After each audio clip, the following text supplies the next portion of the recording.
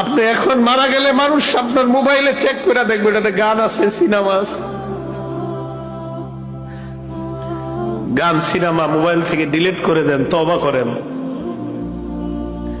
পৃথিবী সাক্ষী হয়ে যাবে যে এই ছেলেটা মারা গেছে, ওর মোবাইল তো সিনেমা আছে, ওর মোবাইলে নাটক আছে, মানুষ সাক্ষী হয়ে যাবে আপনার গুনাহের। মোবাইল থেকে আপনি গান ডিলিট করে দেন, নাটক ডিলিট করে দেন।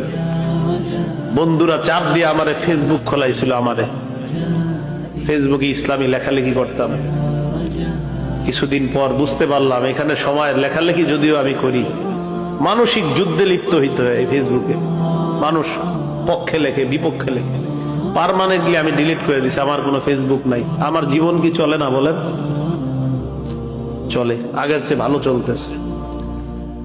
আমি যুবক ভাই যারা আছেন, যাদের মোবাইলে গান আছে, আপনি একবার ভাবেন, আপনি মারা যাওয়ার পর আপনার মোবাইল তো আপনার অন্যরা চেক করবে, যারা আপনার খুব ভালো জানে, চেক করে দেখবে ওখানে গান, সিনেমা, নাটক, এমন অশ্লীল কিছু আছে কল্পনাও করতে পারবে না। ছি ছি, ওর মোবাইলে এগুলো,